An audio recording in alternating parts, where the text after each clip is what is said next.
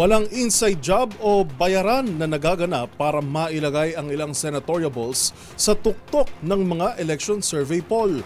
Yan ang paliwanag ng Okta Research.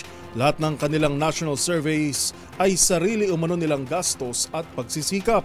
Pakinggan natin ang ulat ni Rose Babiera. Sa aming survey, non-commissioned yung service namin ng Okta Research. Sariling gastos at hindi komisyon ng mga kandidato ang mga survey na inilalabas ng Okta Research para sa darating na eleksyon 2025. Yan ang nilinaw ni Dr. Guido David sa panayam sa Magandang Umaga Pilipinas sa DZRH. Ukol sa mga usapin na nagbabayad umano ang mga kandidato para malagay sa top list ng mga survey. Ayon kay Dr. David, hindi matutukoy ng kandidato ang kanyang pwesto kung magbabayad at mamanipulahin lang nito ang mga national survey.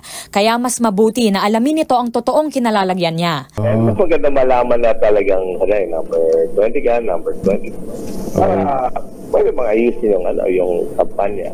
Okay. Para pwede makalibrate. Ay, kulang po pala. Paliwanag ni Dr. David, normal lamang na ang mga survey ay maaaring komisyon dahil ang paglulunsad nito ay may kamahalan. Aniya, kahit sino ay pwedeng magkomisyon ng survey, individual, organisasyon o kumpanya na may kanya-kanyang interes. Gayunpaman, nanindigan si Dr. David na ang mga national survey na inilulunsad ng Okta Research ay non-commissioned. Ang polling body ang mismong nagsasagawa ng pananaliksik at naglulunsad ng mga survey na inilalabas sa publiko.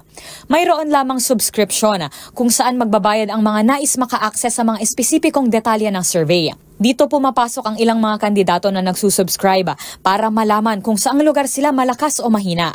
Dagdag pa ni Dr. David, hindi rin bayad o compensated ang mga respondents ng mga naturang survey. Batay sa pinakahuling tala ng Okta Research, nangunguna ang Tulfo Brothers o sina Congressman Erwin Tulfo at broadcaster na si Ben Tulfo sa senatorial survey. Pumapangatlo naman si Senator Bongo na sinundan ni former Senator Tito Soto.